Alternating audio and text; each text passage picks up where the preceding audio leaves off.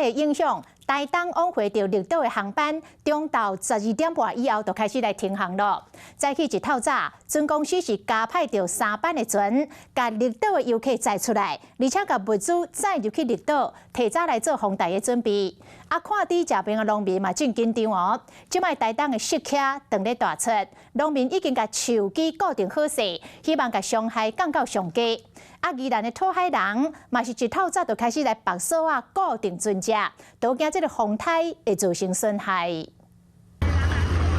游客赶到大包细包转来台东富港渔港，因为受到风台外围环流的影响，东部航务中心12点半开始停航。我们很期待蓝洞，可是就因为浪太大，没有办法。很多事情都因为那个浪有点大，然后都不能出海。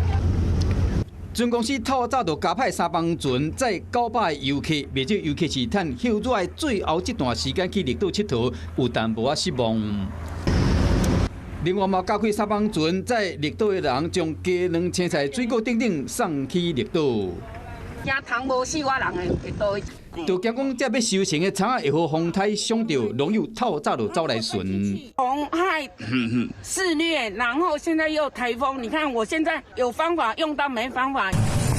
看天食饭的网友上惊就是拄到风台，台东的湿气嘛长咧出，网友烦恼赶紧来做防备。馆长廖庆玲冒来看。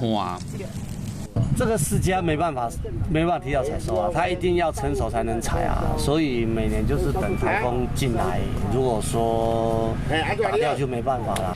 用手啊紧把握好，讨海人同款嘛受到天气的影响。宜兰南方蚵仔伫渔港出入口的所在，渔船啊停甲甜甜甜，无一个航道。我都趁食咧，把握有一个安尼啦，啊是惊风来哦，所以要加叠一个安尼啦。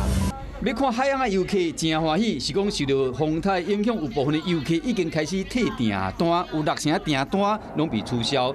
业者嘛拍算伫299、31要停航。风台未前来，各地农友、渔友已经照叮当，开始做防范，要让这个损失降到最近。Hello， 我是冯维之，想要抢先掌握最及时的新闻资讯吗？赶快订阅、按赞、开启小铃铛，锁定华视新闻 YouTube 频道。